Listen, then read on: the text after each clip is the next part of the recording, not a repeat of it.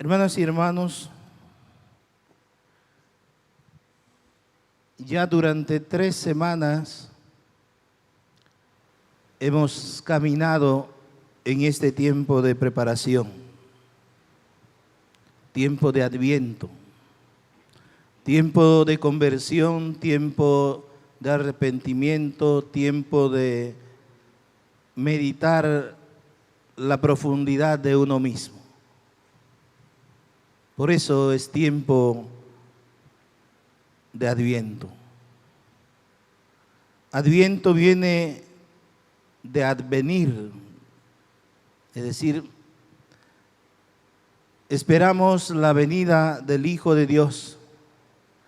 Nos preparamos en este tiempo de Adviento para el nacimiento del Hijo de Dios.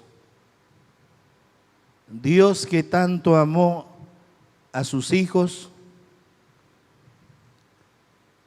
quiso acercarse de manera mucho más cercano y real para poder ofrecernos su amor, para hacernos comprender ese amor inmenso que Él tiene.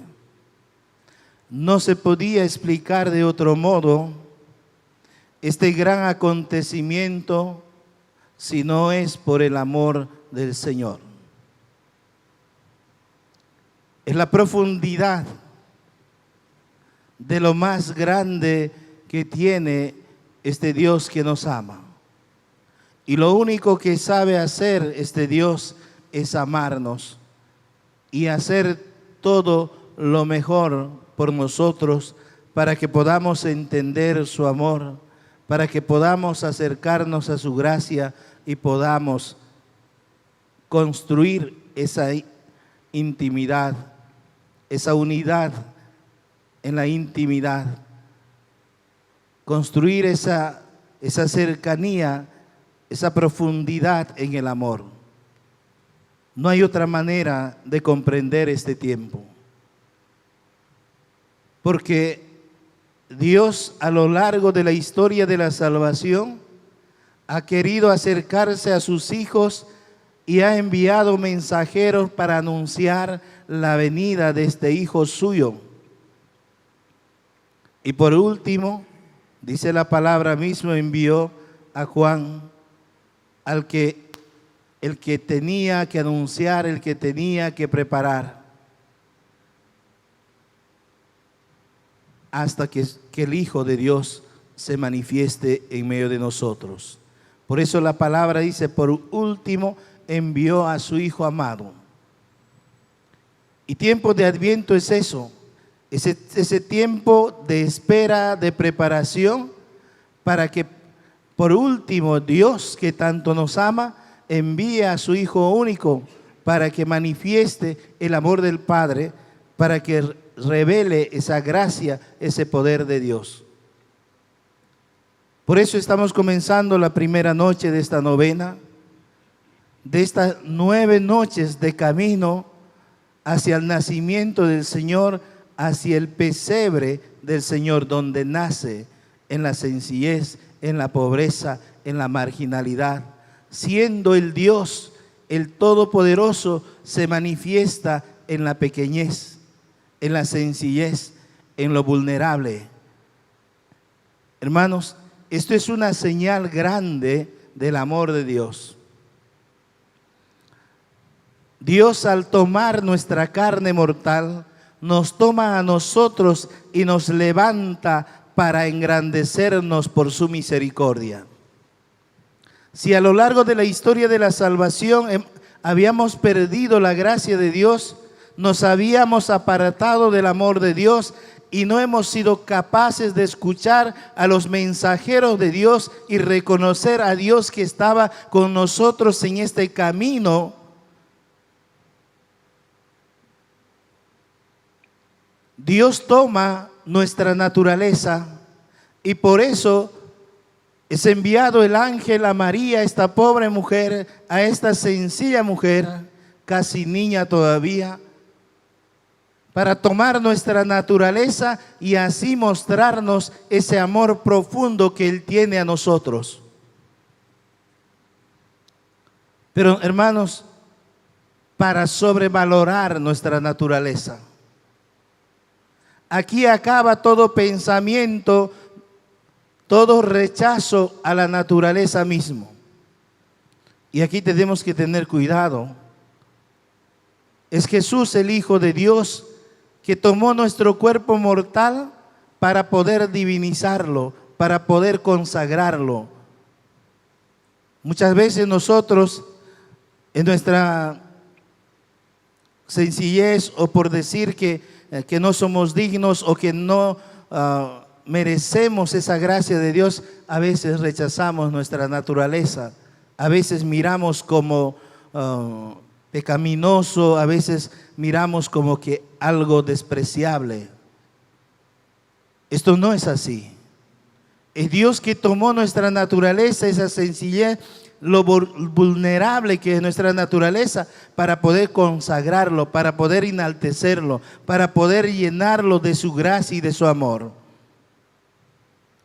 Y es que nuestro cuerpo mortal no es repudiable desde hace mucho tiempo. A lo largo de la historia de la salvación no puede ser repudiable, aunque obviamente hubo pensamientos que repudiaron, ¿no es cierto? Como en la filosofía, Platón, él decía que el cuerpo era cárcel del alma.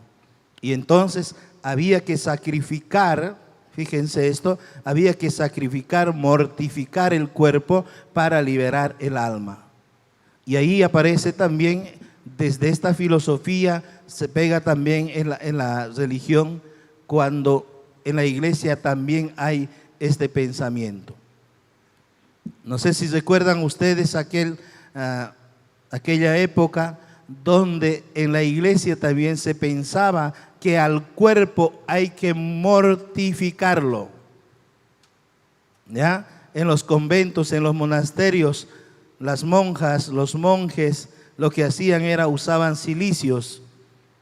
Hoy todavía podemos ver en los grandes museos como unos cintos que se amarraban a la cintura como con unas garras de fierro metálicos. Y cuando se ajustaban ese cincho, entonces como las uñas del gato se agarraba en la carne. Esto no era encima de otra cosa, sino en la piel, ¿no es cierto? Y entonces de esta manera mortificaban el cuerpo. Este pensamiento se apegó también en la fe. Pero hermanos, gracias a Dios fue superado esto. Nuestro cuerpo no es algo negativo. Muchas veces se ha pensado de ese modo. Yo recuerdo, como estamos entre mayores, voy a citar un ejemplo. Por ejemplo, cuando el niño, ¿no es cierto?, se toca o juega, ¿no es cierto? Ustedes ya se imaginan, ¿no? ¿O quieren que diga? ¿No? Y dice, cochino, no hagas eso.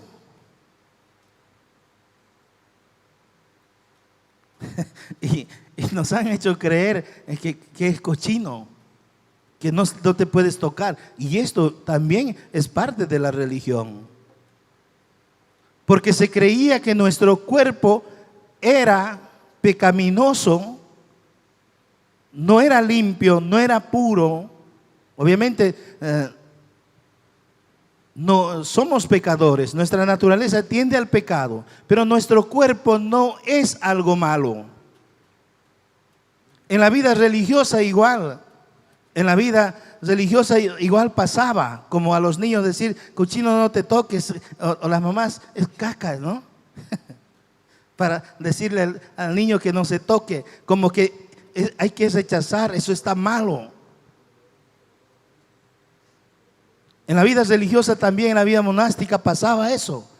Los sacerdotes tenían paletas, una especie de paletas para ponerse la camisa dentro del pantalón. ¿Por qué? Porque no tiene que tocar nada.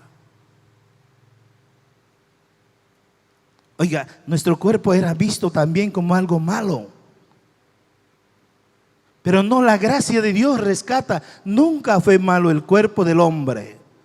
No podía ser cárcel del alma, porque el cuerpo era bendito. Y podemos ir tranquilamente para decir que sí, nuestro cuerpo no era malo, no era pecaminoso. era bendito porque era obra de Dios.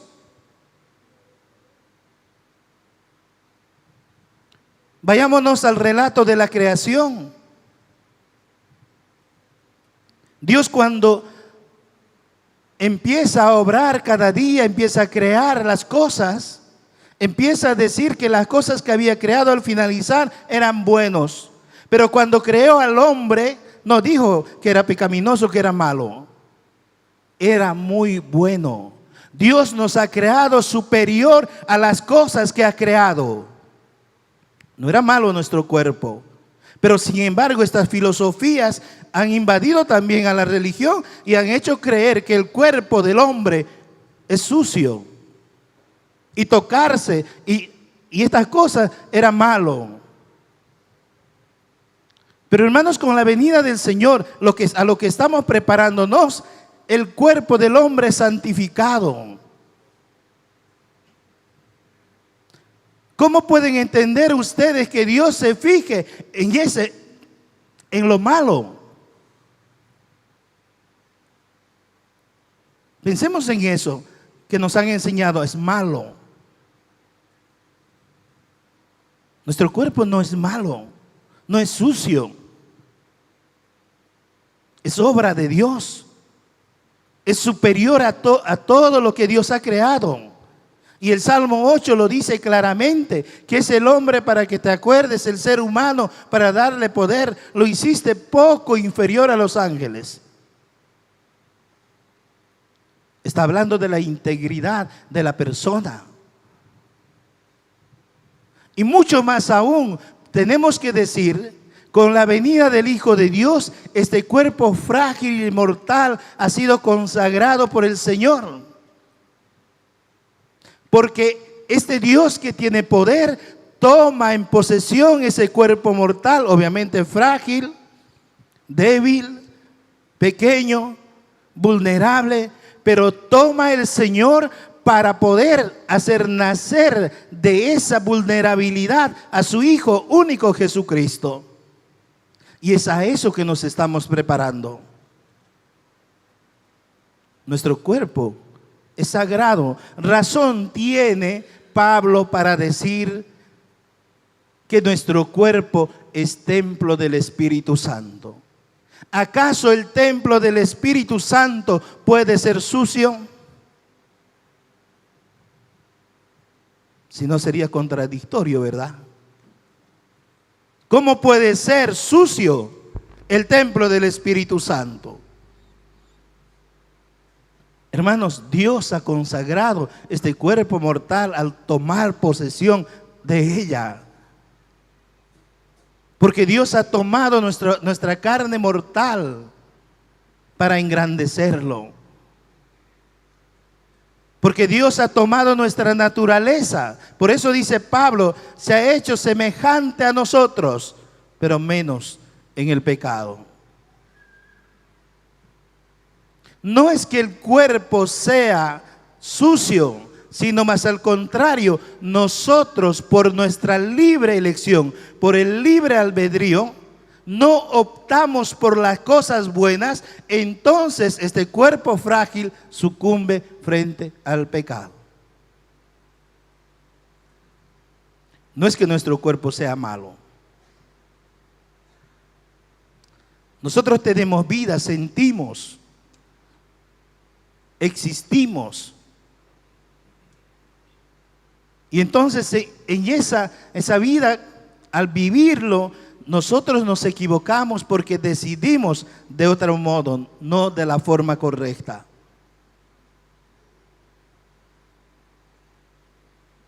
No es que nuestro cuerpo ya está sucio.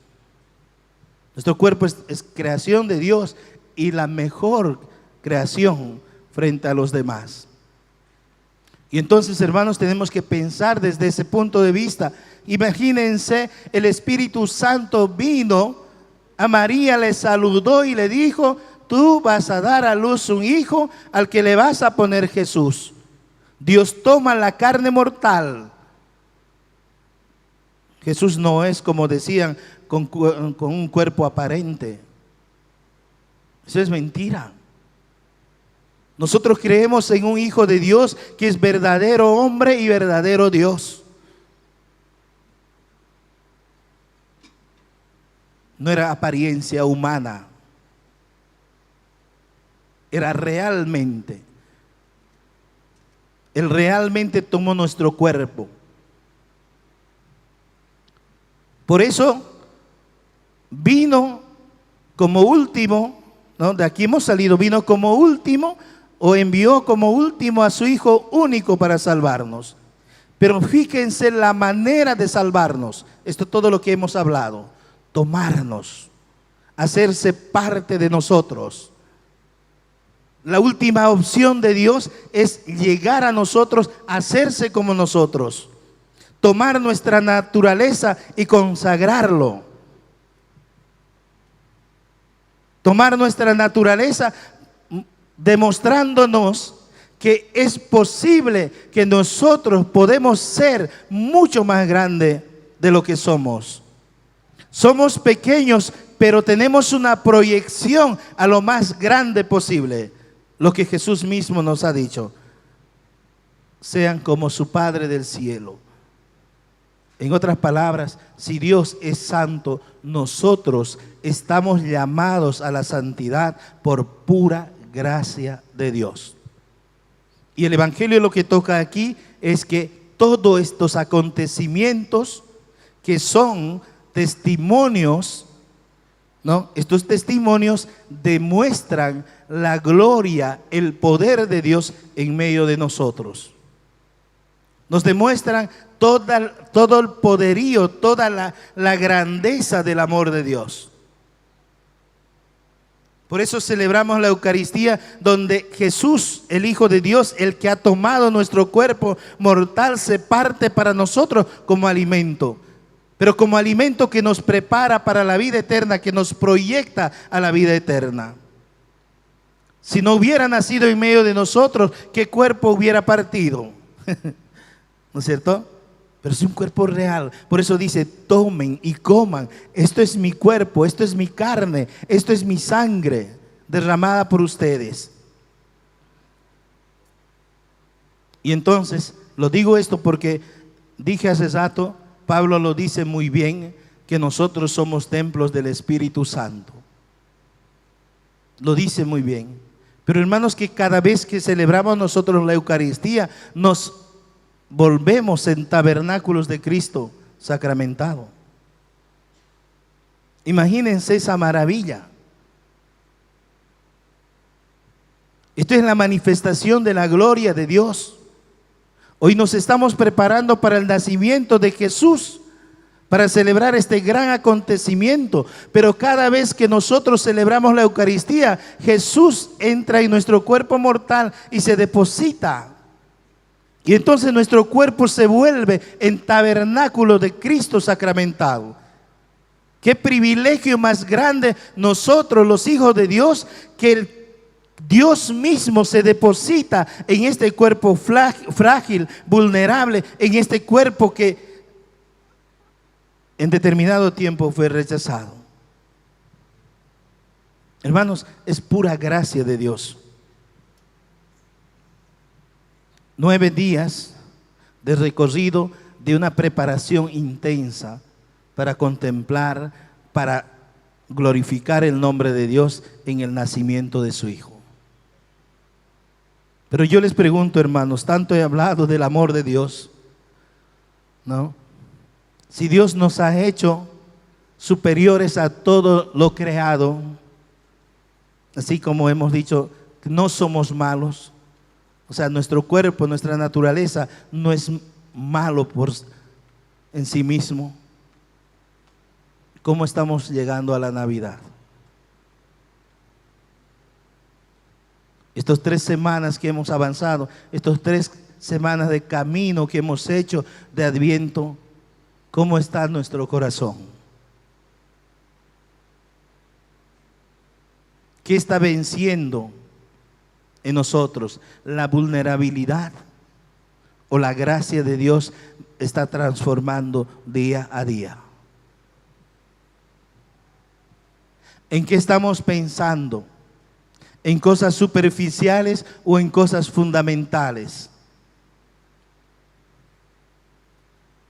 Y nos podemos seguir haciendo preguntas, ¿cómo vamos a celebrar Navidad?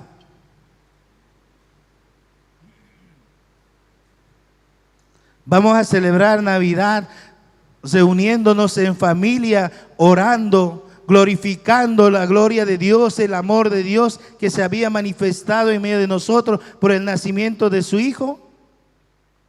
¿O nos vamos solamente a reducirnos a reunir alrededor de la mesa? ¿Cuál va a ser nuestra actitud?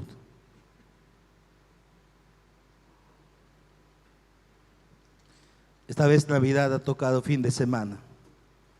Y cuando toca fin de semana, muchos de nuestros hermanos salen. Ojalá que participaran en las celebraciones. Pero muchos de nuestros hermanos se dedican a pasear, se dedican a pasarlo bien.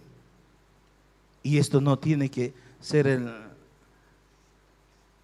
una cosa grande, sino esto tiene que bajar.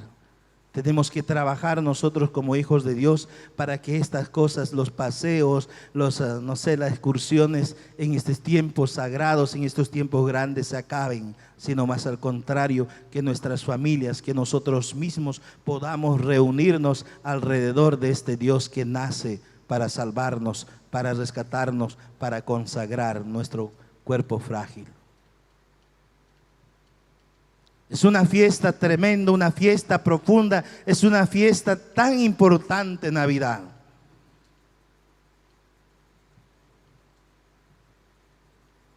Recordar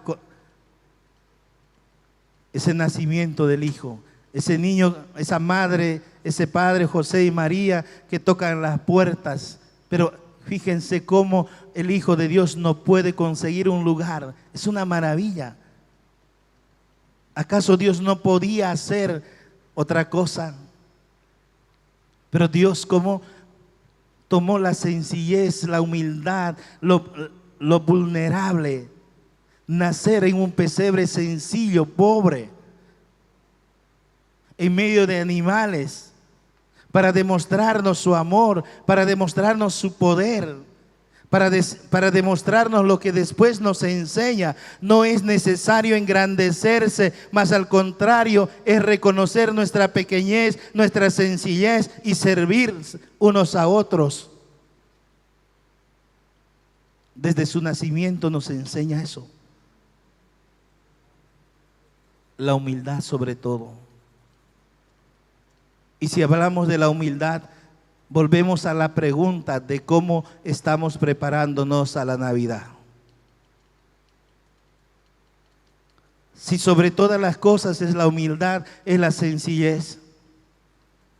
¿Será que en estos días, en estos 9 días de recorrido, de preparación, de analizar nuestras vidas, vamos a sobrevalorar la humildad frente a nuestros hermanos?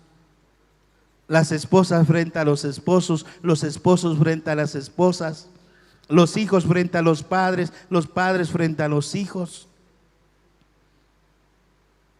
Hermanos, muchas veces nuestro corazón es duro. ¿Cuántas veces nos ha tocado, nos hemos abrazado sin perdonarnos, sin solo reconocer nuestra culpa? Este año lo vamos a pasar también una vez más así. Yo les invito pues en esta primera noche que lo pensemos en esto. No estamos tirando piedras, no estamos diciendo aquí que uno es santo, que uno es angelical, que uno es correcto, que uno es puro. No estamos diciendo esto. Todos en la vida hemos experimentado alguna vez, sin reconocer nuestra culpa, sonreírnos y agarrarnos la mano o abrazarnos. Y Jesús nos enseña la sencillez, la humildad, ese ser pequeño, ese ser sencillo.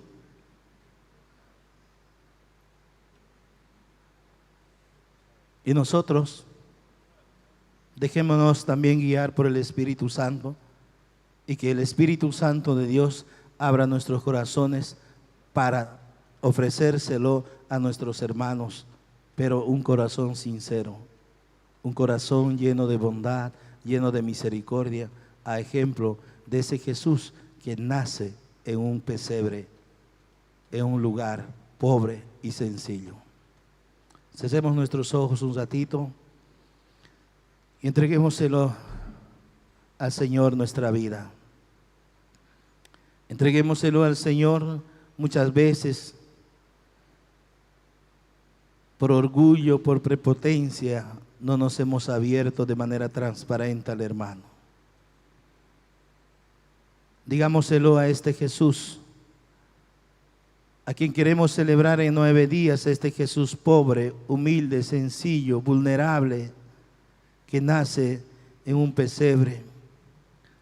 Señor, comparte con nosotros esa humildad, esa sencillez.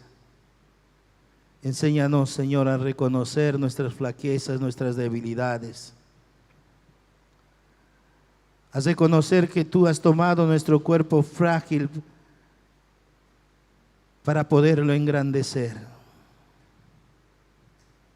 Pero no para enorgullecernos, sino para aceptarlo con amor, con humildad, así como tú eres, sencillo,